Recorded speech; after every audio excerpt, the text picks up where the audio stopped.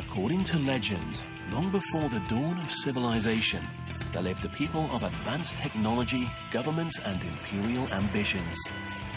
They inhabited an island continent called Atlantis, until it was suddenly destroyed. But did it ever really exist? 2,300 years after this tale was first told, people are still searching for clues to Atlantis and the mysterious people that lived there. I believe Atlantis is real. But I believe it was an actual civilization. The civilization was destroyed, and there are remnants of that culture or civilization spread throughout the planet. Do the ruins of Atlantis still lie on the sea floor? And did Atlantean survivors teach the Egyptians how to build the pyramids, or lay the foundations of the Mayan world? Did they change human history with technology beyond their time? The Atlanteans may have even had computer and television. Or was an ancient disaster behind the legendary tale? As far as I know, there is no legitimate evidence that suggests Atlantis was real. We examine the evidence with believers and skeptics alike as we go in search of the elusive lost continent of Atlantis.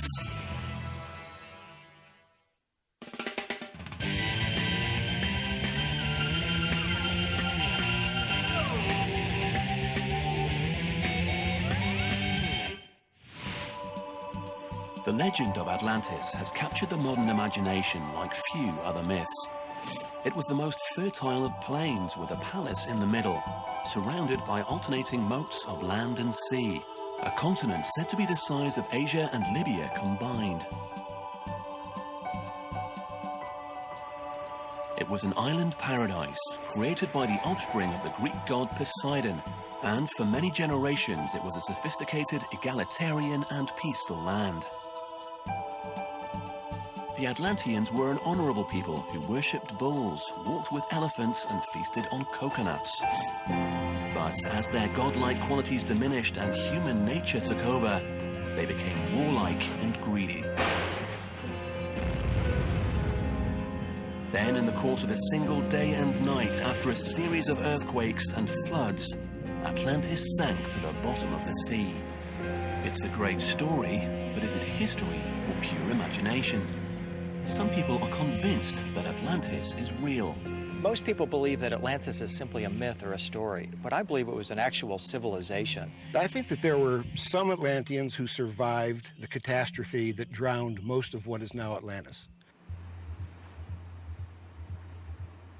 There are two main groups of Atlantis advocates: those looking for the lost continent itself, and those who believe that survivors of Atlantis left their mark on many of history's ancient monuments. But they all start with Plato, the Greek philosopher, who around 360 BC wrote a book of sorts about the lost continent of Atlantis. It took the form of two philosophical dialogues called Timaeus and Critias. To some people, these writings represent a treasure map passed down for generations. Many have followed it and come up with some vastly different conclusions as to the location of Atlantis. This is largely because Plato's landmarks are very difficult to interpret. He describes Atlantis as situated in front of the straits which are called the Pillars of Heracles. Tradition holds that the Pillars of Heracles are actually the Strait of Gibraltar at the mouth of the Mediterranean. But there's a whole world outside this strait. Some people believe that nearby islands such as the Azores or the Canaries might fit the bill as the remnants of Atlantis. But people have suggested this elusive utopia is located in just about every place on Earth, including Antarctica, the South China Sea, Ireland, Spain, the Americas, the Andes Mountains, and even at the bottom of a lake in the Dominican Republic. Did Atlantis actually exist? Well, Plato doesn't say yes or no. He acts as if it did and gives us an incredibly detailed description of everything that is in the land of Atlantis, that it's an island, that it's got concentric rings of water and earth. So you go earth, then water, then earth, then water, with the passageway in between, so boats could get in there. Despite having a map and a description, Atlantis hunters have not yet managed to locate the ruins of Atlantis itself. But tracking the supposed survivors has yielded some interesting results. Some believers think there are Atlanteans who survived the catastrophic event that destroyed their world, and that they washed ashore in some far-flung places, bringing their superior knowledge to some of the world's new and emerging cultures. For Atlantis believers, there's no better evidence of this than the awe-inspiring monuments of ancient Egypt. They argue that an undeveloped population couldn't have suddenly begun to create such spectacular structures. They couldn't have mastered the complex mathematics required, or carved such perfect angles with copper tools. The answer must be that the Egyptians had help. Author and tour guide William Henry is a vocal proponent of this theory. He's brought a group of 35 believers to Egypt to examine the evidence firsthand. The Valley Temple at Giza is a remarkable piece of work. It was constructed from hundreds of limestone blocks encased with red granite slabs, many exceeding 150 tons in weight, 3 times the size of the largest stones at Stonehenge. The Atlanteans, according to the ancient records, say that they brought these stones here from over 600 miles away. How did they do that? William Henry has one idea. The answer that's been proposed is that they must or might have had some form of anti-gravity technology that made that not as light as feather, but almost. It enabled them to manipulate it, lift it in the air and move it about, place it wherever they liked. Anti-gravity technology seems pretty far-fetched. But hieroglyphs found at the Temple of Abydos might indicate that the Egyptians were aware of technology we think of as decidedly modern.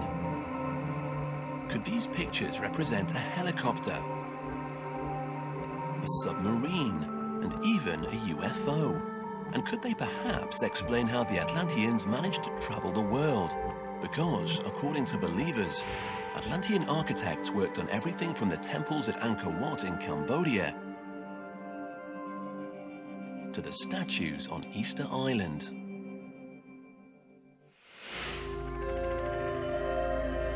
They even made it to the Americas. In Mexico, local legends have long told of bearded white gods who came from beyond the sea.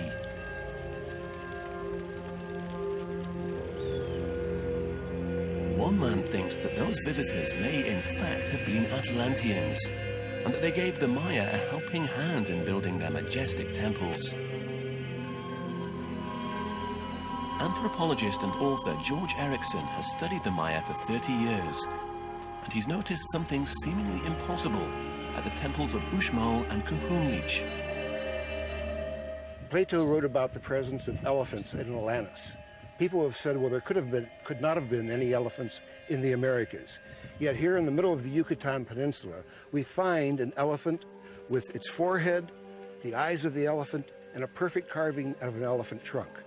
Some archaeologists have called this a stylized macaw, but this is no parrot-like bird. This is the trunk of an elephant. But some anthropologists suggest the elephant is in the eye of the beholder. We'll take a closer look at the Egyptian and Maya anomalies later on, as well as some mysterious underwater structures. And we'll join a geologist who has studied extensively what many people believe to be the smoking gun of the Atlantis story, an ancient weapon that could have wiped out a civilization. In every myth, there has to be a kernel of truth. It's my opinion that the kernel of truth is usually related to a natural catastrophe, something unexpected, so horribly unexpected that you cannot forget it. To find this truth, we need to follow in the footsteps of the great Atlantis hunters of yore.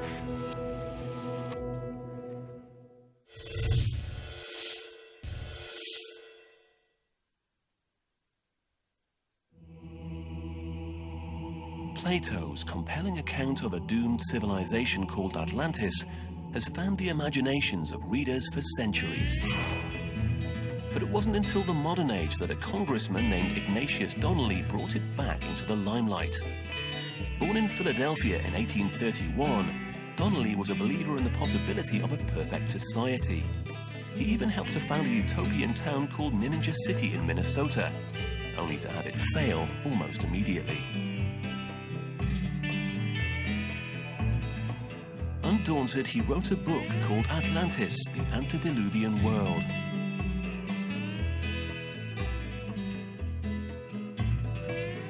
In his mind, Atlantis was the Garden of Eden, the root of every successful ancient civilization, and the origin of Greek gods and goddesses. Donnelly located Atlantis around the Azores. People believed what he said. This was in the middle of the 19th century, and he said, this is what I found. Archaeology was a nascent science at that point. If he said this was so, a lot of people thought, why not? Could be. The idea of Atlantis then caught on in Germany in the early 1900s, where a secret society called the Thule sent expeditions all over the world in an effort to find evidence of an Aryan race. They believed that the home of the Aryan race was none other than Atlantis, which they pinpointed somewhere near Greenland and Iceland. During World War II, Adolf Hitler reportedly ordered the infamous Luftwaffe to divert from its wartime missions and search for Atlantis. But the person who really put Atlantis back on the map was the extraordinary self-proclaimed psychic Edgar Cayce. He claimed to have had visions of a continent which had gone through 3 major periods of physical division and had been left as a group of islands, probably in the Caribbean. According to Cayce, its citizens built laser-like crystals for power plants, which eventually overcharged, causing a terrible explosion. Cayce also claimed to have had a vision in which he learned that the Sphinx had been built in 10,500 BC, 8,000 years earlier than general scientific opinion places it, and that the survivors of Atlantis had concealed beneath it a hall of records containing all the wisdom of their lost civilization and the true history of the human race.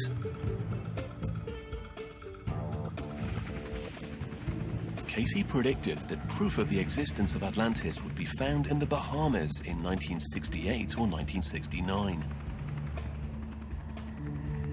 And sure enough, in 1968, pilots flying over the island of Bimini spotted this structure from the sky. 1.5 kilometers of stone organized into what is now referred to as the Bimini Road. Some people believe it's an ancient man-made breakwater that enclosed a harbor. Years later, another similar structure was found off the island of Andros, and this was dubbed the Andros Road. The Caribbean is about 6,500 kilometers from the Pillars of Heracles at the mouth of the Mediterranean, but the Bahamas theory nonetheless attracted a lot of attention. Among the believers in a Caribbean Atlantis, few are as passionate as George Erickson. I believe that the Bimini Road and the Andros Road are related to my concept of Atlantis because this is part of the Bahama Bank, which would have been above water, and part of the island continent of Atlantis. At the time, Plato ascribes to Atlantis' destruction. Just as the elephant sculptures at Uxmal seem out of place to him, so too do some of the magnificent carvings at the Maya ruin of Kuchunlich. Erickson scales the Temple of the Masts, a pyramid with a central stairway flanked by huge stone faces. He believes that this particular mask is a sure sign that non-Maya people were here before the temple was constructed, and that someone carved their likenesses on the pyramid. This is a Mayan stucco face of the rain god Chak, but it has Atlantean features, a long face, a square jaw, definite mustache, curly mustaches on either side, high brow, long aquiline nose. We can't possibly know for sure what the Atlanteans looked like, but according to Erickson, we do know what they didn't look like. and they didn't look like the Maya. The Mayans didn't have facial hair. They were round-faced, and they were shallow-faced.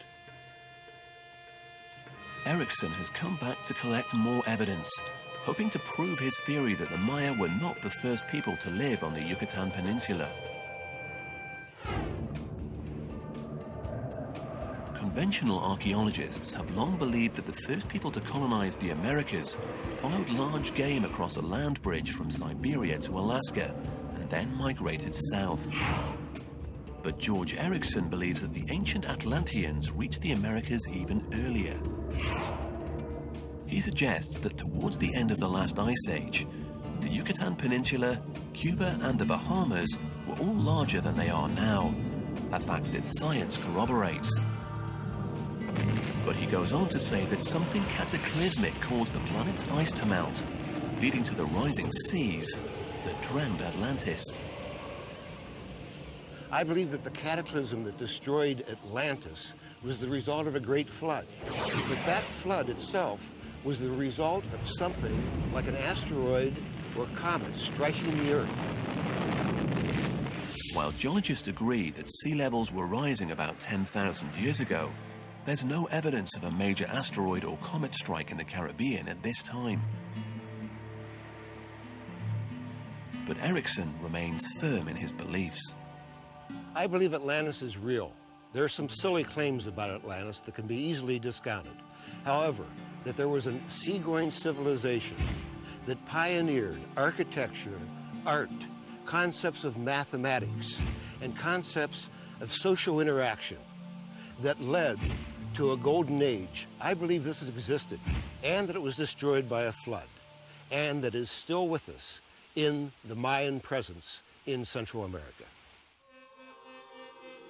But mainstream archaeologists and anthropologists suggest that questioning the intellect and capabilities of the Maya is scientifically unnecessary, not to mention a bit insulting. As anthropologist Jeff Blomster explains,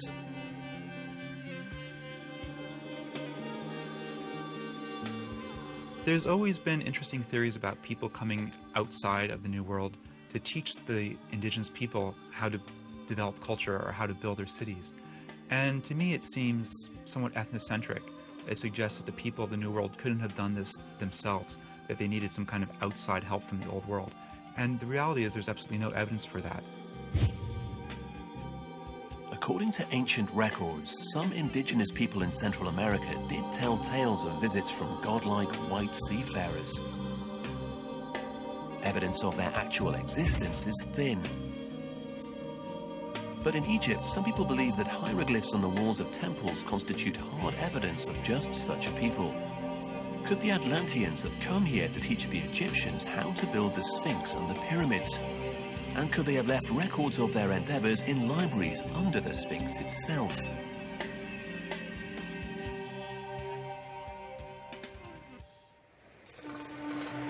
Many Atlantis believers think that all roads lead to Egypt.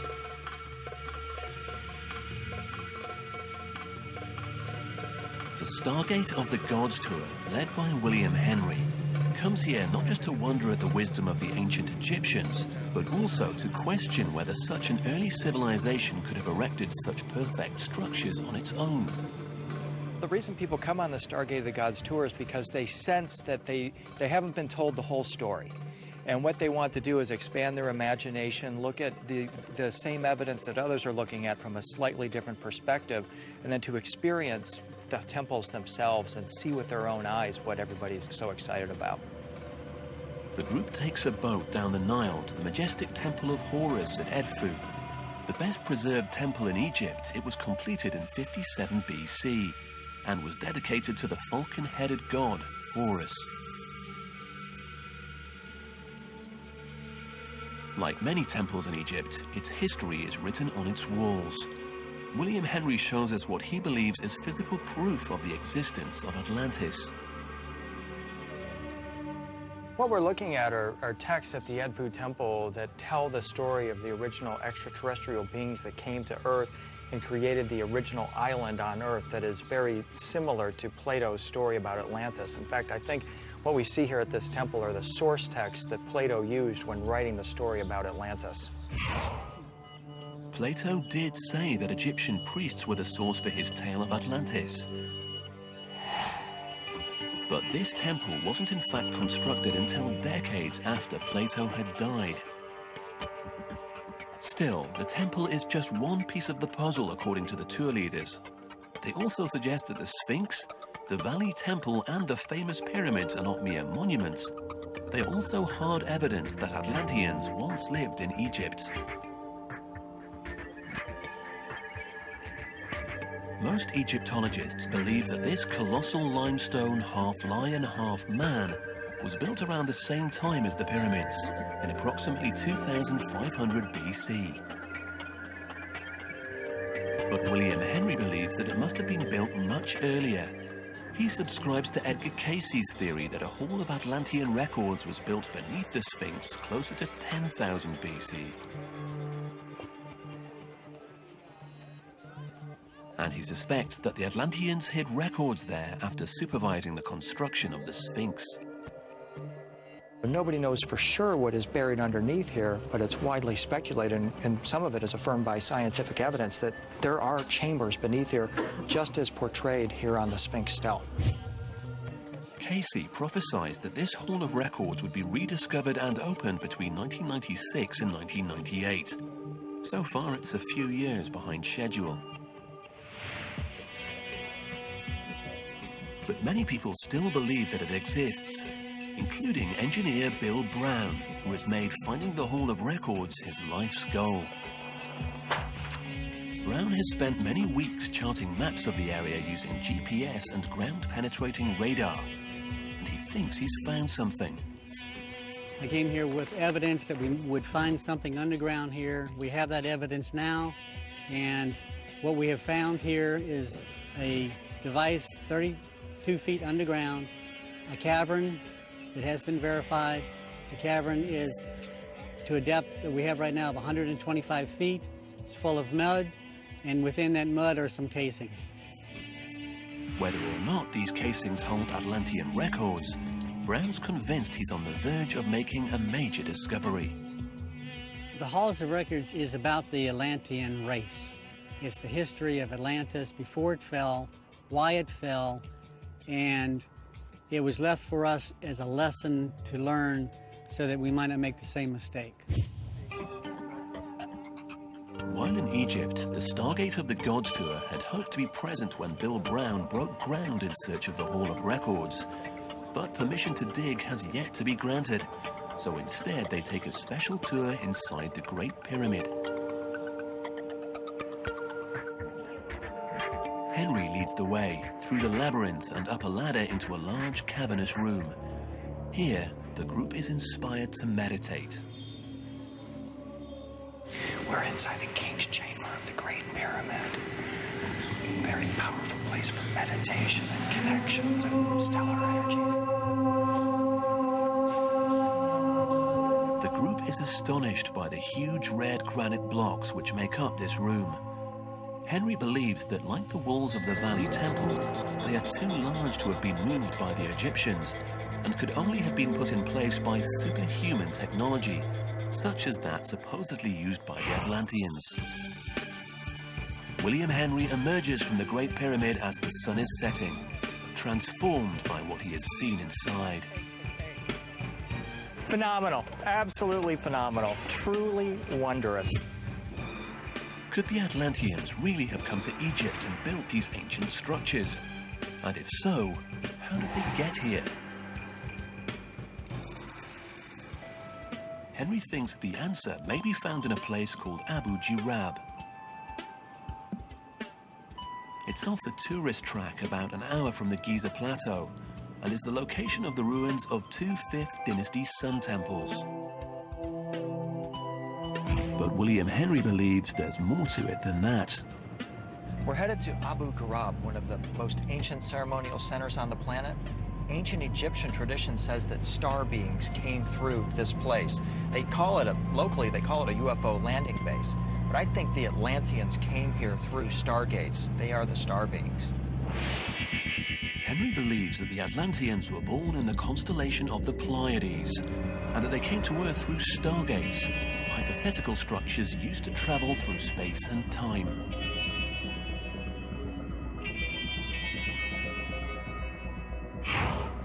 And he thinks that one of the very first places they landed was Abu Ghirab. Very few people know about it, but now what we're beginning to discover is that it might have immense significance in the Atlantis theory. Henry walks across the deserted sand to what looks like the remnants of a building or altar. If we put our hand across here, we notice this rounded edges. It's perfectly smooth. Some believe this is evidence of advanced machining in the ancient world. How could you have done this with copper chisels? That's what Egyptologists believe this was made with. But that doesn't make any sense. I mean, the precision here, the smoothness is just absolutely unbelievable. But the scientific community holds a different view. Egyptologist Salima Ikram is an expert on mummies and has been studying ancient Egypt for over 20 years.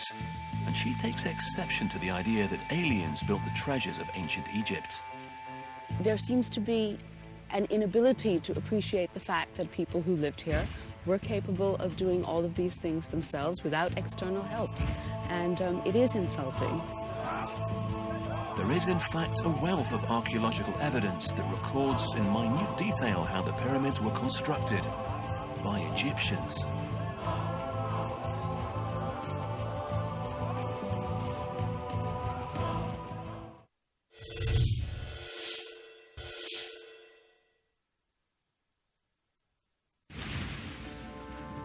And many historians and scientists suspect that the story of Atlantis is just that, a story. But, as with many myths, it may have had a historical source. And many think that the place and people that inspired Plato may have been right in his own backyard. If you're going to put Atlantis anywhere, it has to be in what we call the Old World. It has to be in the Mediterranean area or just off the coast of Spain or somewhere in the region that Plato would have been familiar with. The island paradise of Santorini is located in the blue waters of the Aegean and was once an outpost for a very successful Bronze Age civilization that lived centuries before Plato. They were a wealthy, sophisticated seafaring people, heavily engaged in trade around the Mediterranean Sea, and then, almost overnight, they disappeared. A lot of scholars think that this story sounds strangely reminiscent of the Atlantis tale. So perhaps science can solve the mysteries of Atlantis.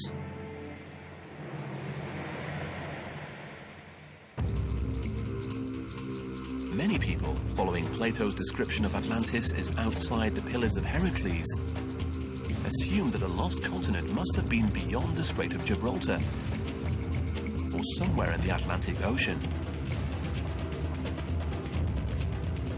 But Plato's world was the Mediterranean. So what if the Pillars of Heracles were local landmarks, just a short boat ride away from the Greek mainland? And what if, beyond them, there was an island nation, an advanced civilization with an organized government, international trade routes, and a formidable army? A nation that was suddenly destroyed by a cataclysm so huge it sent shockwaves throughout the entire region. Such a place did exist. Between 3000 and 1100 BC, the first true European civilization thrived on the islands of Santorini and Crete. They were called the Minoans, and they were a peaceful, athletic and artistic people years ahead of their time. Their famous palace at Knossos on Crete even had a form of indoor plumbing. By all accounts, this was a highly advanced civilization. Is it possible that the Minoans were the inspiration for Plato's cautionary tale? And what brought about the decline of their civilization? Science may have the answer. Around 1640 BC, 1,300 years before Plato put pen to paper, a massive volcanic eruption tore apart the tiny Greek island of Santorini. a large part of the island sank under the waves and took with it a small outpost of the highly civilized Minoans. In 1939, Greek archaeologist Sporoidon Marinatus excavated part of Santorini to see if other lost pockets of Minoan culture might still be found, buried under centuries of dirt and ash. And sure enough, he found one.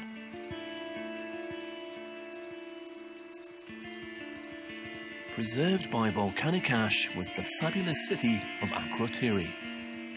He found a very advanced city.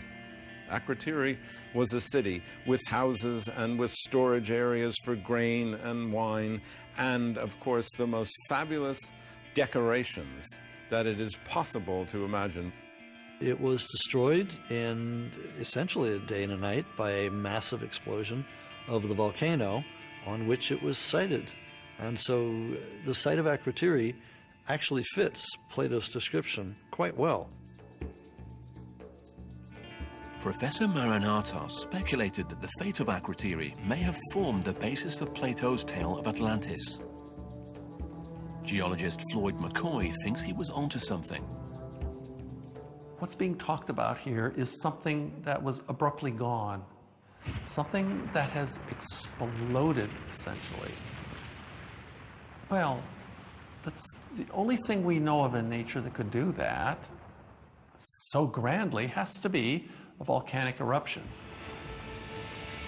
The eruption on Santorini was as massive as the famous explosion on Krakatoa in Indonesia in 1883, and almost 10 times greater than the eruption of Mount St. Helens in 1980.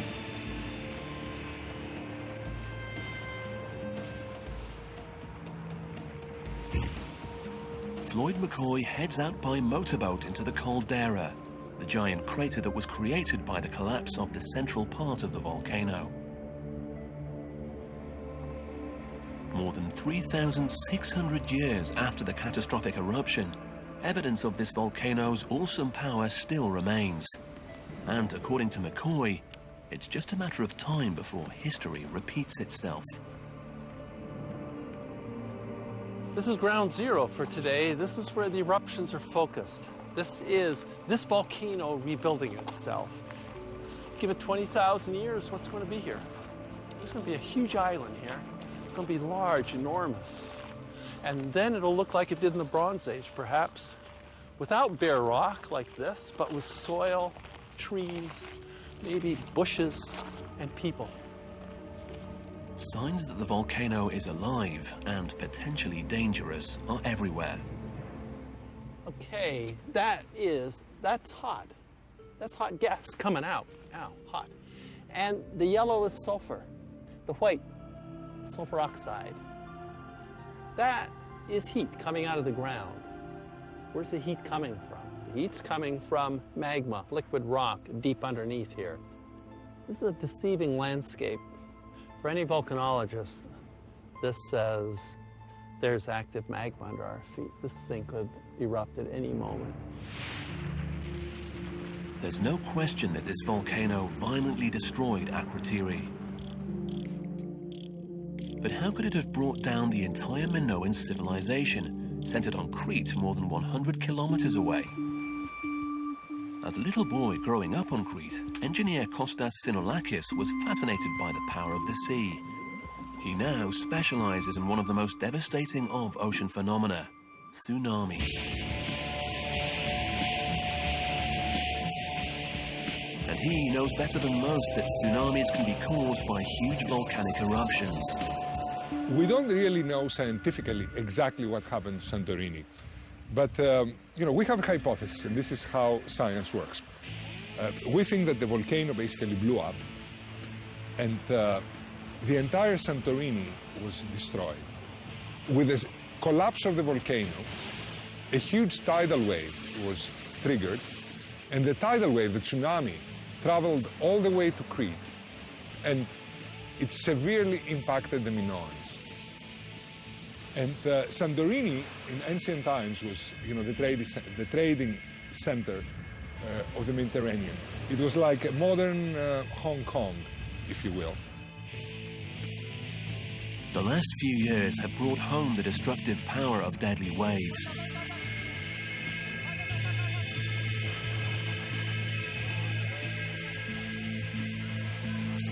The tsunami in the Indian Ocean in 2004 killed an unimaginable 225,000 people. And here in the Mediterranean 5 years earlier, a tsunami devastated parts of Turkey. The idea of a city that disappears underneath waves is not far-fetched at all. We saw it in 1999 during the Great Izmit earthquake that killed 17,000 people, gone. So were the Minoans the model for Plato's Atlanteans? And is Akrotiri, destroyed by a volcano that blew itself to bits, the real Atlantis?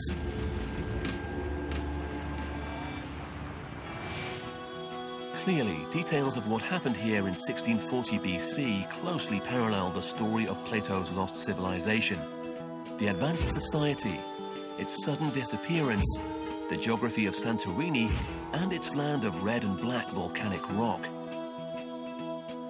Could Minoan refugees perhaps have told their horrific tale on mainland Greece, passing it down from generation to generation until it reached Plato's inquisitive ears? The circumstantial evidence is compelling, but any hard evidence, if it ever existed, may be lost forever. So was this Atlantis? That's really hard. Atlantis is a story. Was the story here? Was this a location for that story? That's very hard to say. Impossible. It's a wonderful story. I'd love to believe it, but I'm a scientist. I need to see some hard evidence. It's not there yet. Many scholars are convinced that Atlantis and Akrotiri are one and the same. The true story of a sophisticated society wiped out on the Greek islands, almost literally in a day and a night, would have survived and resonated with the classical Greek culture to come, and with its greatest teacher, Plato. If you want an advanced civilization living in the area where Atlantis should have been, the Minoans are probably going to be your best bet. But can science explain the startling evidence that godlike beings lent a helping hand to young civilizations like the Egyptians and the Maya? Can it reveal the meaning of those startlingly modern-looking hieroglyphs? And what about the strange, incongruous carvings that seem to defy earthly explanation?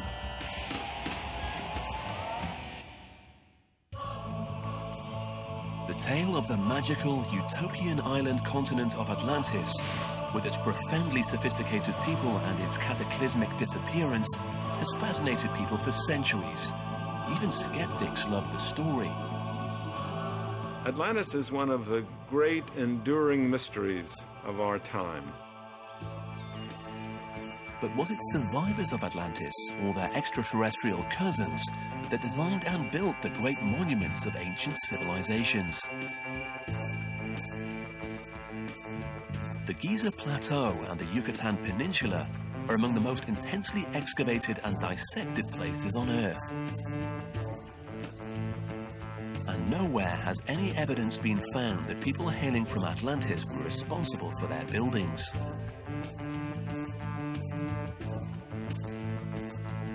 Still, there are some intriguing anomalies that have yet to be explained. The most eye-catching, perhaps, are the hieroglyphs at Abydos in Egypt, what some have seen as a helicopter, a submarine, and a UFO. Could the Egyptians have had foreknowledge of such things? In fact, these figures are simply the result of recarving.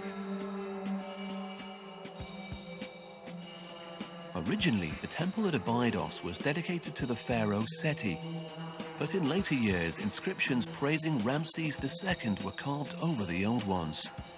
Some of the plaster also broke off over time, and the characters assumed these odd, accidental shapes.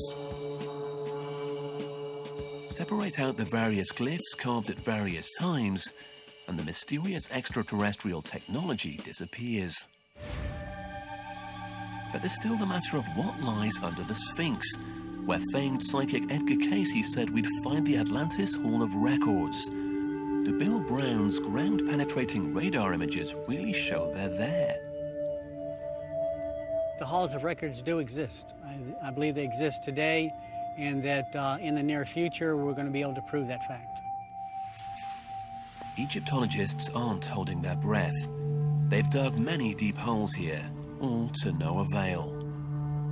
I know that a lot of people have been questing for the Hall of Records and for the Atlantean secrets that lie beneath the paws of the Sphinx. But so far, despite drilling and sort of doing surveys, no one has found any evidence for this. So, you know, maybe they will find it in the future, but I rather doubt it given the amount of work that has been done on that so far. Until we find the Hall of Records, it seems we should give the ancient Egyptians credit for some of the most remarkable pieces of architecture in the ancient world. Why do we need someone from outer space to come and make something when the people who lived here were perfectly able to do it themselves? Can the same thing be said about the Yucatan? Anthropologist George Erickson firmly believes that the mustached men and elephant-like trunks on Maya temples are proof of an ancient Atlantean culture. You know, there are many clues in the Yucatan that make me believe that the Atlanteans came here and inspired and instilled their civilization and their concepts in the Maya. But Maya expert Jeff Blomster disagrees. There's absolutely no evidence that the people who first populated Yucatan were seafarers from a place called Atlantis in the Caribbean. So how do we explain the unusual masks at Cohoon Leach?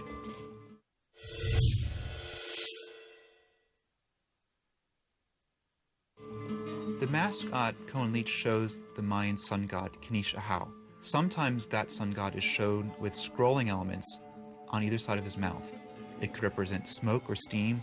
Some people suggest it represents serpents. On top of that, it turns out that the Maya did have facial hair themselves. So the idea that the Mayans don't have facial hair is an unfortunate misunderstanding, I believe. I think if you go into any Mayan community today in Mexico or Guatemala, you'll see Mayans who have facial hair. So certainly they grew facial hair. What about the elephant trunks at Uxmal? Do these prove that Atlantean elephants once roamed the Americas? The masks are not showing elephants whatsoever. What they're showing are a series of features from the Mayan world, actual creatures that were combined into these supernatural images. So, for example, sometimes these snouts represent bird beaks.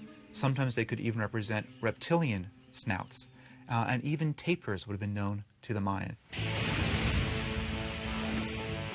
Oceanographer Richard Ellis doesn't think there's much truth to Erickson's theory that a comet caused a flood to destroy a Caribbean Atlantis. My feeling about Atlantis in the Caribbean is that it's ridiculous. The geology and the formation of islands in the Caribbean, of Mexico, of Cuba, are very, very well known, and they have nothing whatever to do with a big hunk of real estate that sank. South America also seems pretty far removed from Plato's frame of reference. Could Atlantis be in the Yucatan? Atlantis could be anywhere you want to put it. Is it likely to be there? No, I don't think so. Most likely is that Atlantis should be located somewhere in a region where Plato would have been familiar with. Somewhere like the Greek island of Santorini, perhaps. The highly civilized Minoans do come close to Plato's description of the Atlanteans, but almost nothing else about them matches. Plato described Atlantis as an island continent the size of Libya and Asia combined. Santorini hardly fits this description. It's also not outside the Pillars of Heracles, if we assume that Plato was referring to the Strait of Gibraltar. While a great volcano did destroy the Minoan outpost, it erupted only 900 years before Plato wrote his dialogues, not 9,000. There are pieces, elements of the story that work beautifully here, and there are pieces of it that just don't seem to apply at all. And it's a 50-50 kind of a thing.